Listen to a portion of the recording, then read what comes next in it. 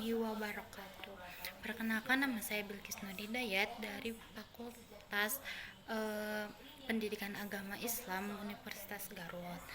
Tujuan saya membuat video ini yaitu untuk memenuhi tugas ilmu pendidikan Islam yang mempresentasikan evaluasi dalam pendidikan Islam. Langsung saja kita ke pengertian evaluasi. Kata evaluasi berasal dari bahasa Inggris yang berarti evaluation, yang berarti penilaian atau penaksiran nilai. Dalam bahasa Arab, istilah ini sering dikaitkan dengan kata at-takwin yang bermakna meluruskan atau memperbaiki, serta al-muhasabah yang berarti perhitungan atau introspeksi diri. Dengan demikian, secara bahasa, evaluasi tidak hanya dimaknai sebagai proses menilai, tetapi juga mengandung unsur perbaikan dan pembinaan. Menurut terminologi, menurut Suharsimi Arikunto, evaluasi adalah proses mengumpulkan informasi untuk mengetahui sejauh mana tujuan pendidikan telah tercapai. Dalam perspektif pendidikan Islam, evaluasi dalam proses penilaian terhadap perkembangan serta peserta didik berdasarkan nilai-nilai Islam untuk mengetahui tingkat keberhasilan pendidikan dalam membentuk ilmu, iman, dan akhlak.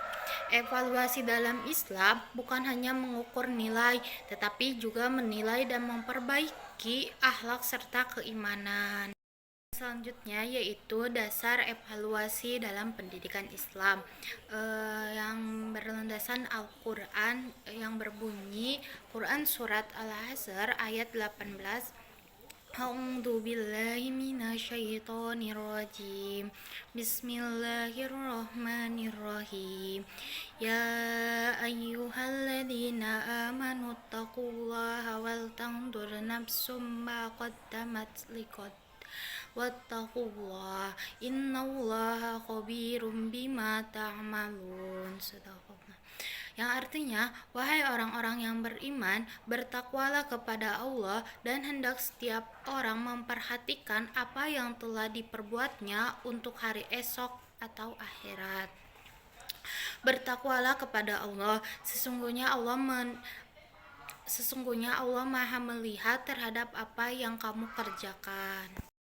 Sedangkan menurut sunnahnya, dalam hadis Rasulullah SAW disebutkan hasibu anfusakum qabla an tuhasibu, yang artinya hisablah dirimu sebelum kamu dihisab. Hal ini menunjukkan bahwa konsep evaluasi telah diajarkan dalam Islam sebagai bentuk introspeksi dan memperbaiki diri sebelum mempertanggungjawabkannya di hadapan Allah Subhanahu wa Ta'ala. Dan selanjutnya yaitu tujuan. Yang pertama yaitu mengetahui tingkat pemahaman peserta didik terhadap materi. Evaluasi dilakukan untuk mengetahui sejauh mana peserta didik memahami materi yang telah diajarkan. Dengan evaluasi, guru dapat mengetahui apakah tujuan pembelajaran telah tercapai atau masih terdapat materi yang perlu dijelaskan kembali. Yang kedua yaitu mengukur keberhasilan proses pembelajaran. Evaluasi berfungsi untuk menilai efektivitas proses pembelajaran yang telah berlangsung. Hasil evaluasi dapat menunjukkan apakah metode, media, dan strategi pembelajaran yang digunakan sudah tepat atau perlu diperbaiki. Yang ketiga yaitu membina akhlak dan kepribadian Islami. Dalam pendidikan Islam, evaluasi tidak hanya menilai aspek pengetahuan, tetapi juga sikap, akhlak, dan perilaku peserta didik. Tujuannya adalah membentuk pribadi yang berakhlak mulia sesuai dengan ajaran Islam. Yang keempat yaitu memberikan umpan balik untuk perbaikan pembelajaran. Hasil evaluasi menjadi bahan masukan bagi guru dan peserta didik. Guru dapat memperbaiki metode mengajar, Sedangkan peserta didik dapat mengetahui kekurangan dan meningkatkan kemampuan belajarnya. Yang kelima, yaitu membentuk manusia yang beriman, berilmu, dan beramal soleh. Tujuan akhir evaluasi dalam pendidikan Islam adalah membantu mewujudkan manusia yang memiliki keimanan yang kuat, ilmu pengetahuan yang bermanfaat, serta mengamalkan ilmunya dalam kehidupan sehari-hari sesuai dengan nilai-nilai Islam. Selanjutnya yaitu fungsi-fungsi evaluasi dalam pendidikan Islam. Yang pertama yaitu fungsi diagnostis. Evaluasi berfungsi untuk mengetahui kelemahan, kesulitan, dan hambatan yang dialami peserta didik dalam proses pembelajaran.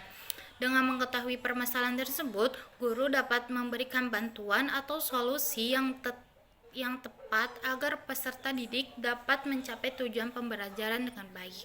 Yang kedua, fungsi selektif.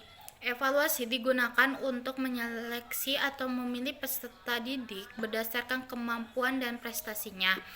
Fungsi ini dapat digunakan dalam penerimaan peserta didik baru, penentuan penerimaan beasiswa, pemilihan peserta lomba, atau menentukan kenaikan jenjang pendidikan. Yang selanjutnya yaitu fungsi penempatan. Evaluasi berfungsi untuk menempatkan peserta didik sesuai dengan kemampuannya, bakat, minat, dan tingkat penguasaan materi yang dimiliki. Dengan penempatan yang tepat, proses pembelajaran dapat berlangsung lebih efektif dan sesuai dengan kebutuhan peserta didik. Yang selanjutnya yaitu fungsi pengukur keberhasilan. Evaluasi digunakan untuk mengukur tingkat keberhasilan peserta didik dalam mencapai tujuan peserta pembelajaran serta menilai keberhasilan guru dalam melaksanakan proses pembelajaran. Hasil evaluasi menjadi dasar untuk memperbaiki dan meningkatkan kualitas pendidikan. Yang selanjutnya yaitu prinsip-prinsip evaluasi dalam pendidikan Islam. Yang pertama yaitu objektif. Evaluasi harus dilakukan berdasarkan kemampuan dan hasil yang dicapai peserta didik, bukan berdasarkan perasaan, kedekatan, atau prasangka penilaian. Dengan demikian, hasil evaluasi dapat mencerminkan keadaan yang sebenarnya. Yang kedua yaitu adil. Evaluasi harus memberikan kesempatan yang sama kepada seluruh peserta didik tanpa membedakan latar belakang, jenis kelamin, suku, agama, atau status sosial. Setiap peserta didik dinilai berdasarkan kriteria yang sama. Yang ketiga yaitu terbuka. Proses, kriteria, dan hasil evaluasi harus dapat diketahui oleh peserta didik. Keterbukaan ini bertujuan agar peserta didik memahami dasar penilaian dan dapat menerima hasil evaluasi yang baik. Yang terakhir yang keempat yaitu menyeluruh.